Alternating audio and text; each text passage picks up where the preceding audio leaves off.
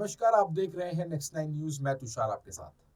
2024 के लोकसभा चुनाव सर पर है और इसे देखते हुए सभी पार्टियों ने अपनी अपनी तैयारियां जो है वो शुरू कर दी। एक तरफ है भारतीय जनता पार्टी जो इस बार एक नई रणनीति के साथ जो चुनावों में उतरने की तैयारी जो है वो कर रही है। आपको बता दें, जिस तरीके से लोकसभा चुनाव को देखते हुए हर बार ये कहा जाता है कि जो प्रधानमंत्री नरेंद्र मोदी है, सिर्फ और सिर्फ उन्हीं के चेहरे पर जो है हर बार के चुनाव लड़े जाते हैं, क्योंकि वो चेहरा देश में ही नहीं बल्कि अंतर्राष्ट्रीय स्तर पर भी लोकप्रिय माना जाता रहा है।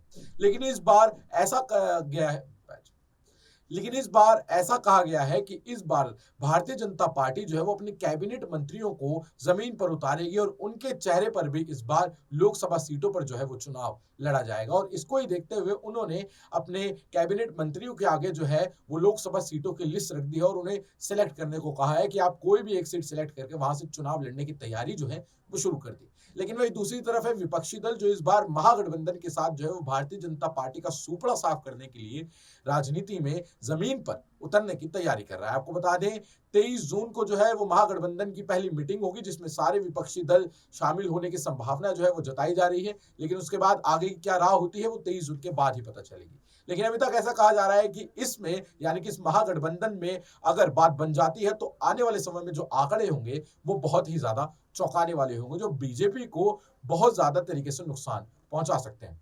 इसी बीच जो एक खबर अभी थोड़े दिनों पहले सामने आई थी कि ओपी राजभर जो है वो योगी आदित्यनाथ से मिले हैं और उन्होंने एनडीए में शामिल होने की जो भी इच्छा जताई है, यानी कि गठबंधन जो है वो योगी आदित्यनाथ के साथ हो सकता है। लेकिन उसी पर आज बड़ा अपडेट आया है जिसपे राजभर ने कहा है कि वो योगी आदित्यनाथ से अभी तक एक भी बार नहीं मिले हैं। वाराणसी के सर्किट हाउस में वो रहे थे लेकिन उनका योगी से मिलना नहीं हो पाया था और गठबंधन को लेकर भी उनकी कोई बात नहीं है। और साथ ही उन्होंने ये भी कहा कि वो एनडीए के साथ और बीजेपी के साथ जो गठबंधन है वो नहीं चाहते हैं।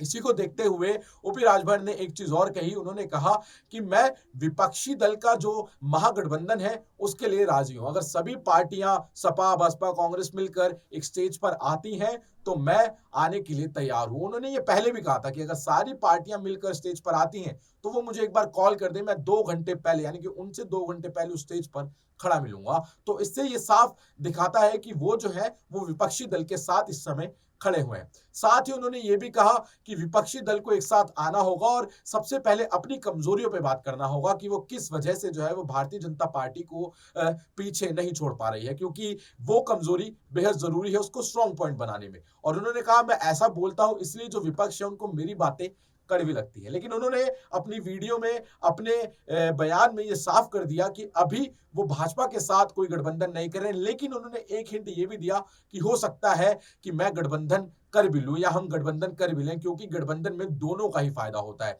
तो अभी जो स्थिति है गठबंधन की वो बीच में है, ज्यादा पलड़ा भारी जो है वो उनका विपक्ष के महागठबंधन की ओर दिख रहा है। लेकिन आगे आने वाले समय में क्या होगा ये तो वक्त ही बताएगा। आप हर अपडेट से जुड़े रहने के लिए देखते रहें नेक्स्ट नाइन न्यूज। कहीं मत जाए। मैं तुषार, धन्यवाद।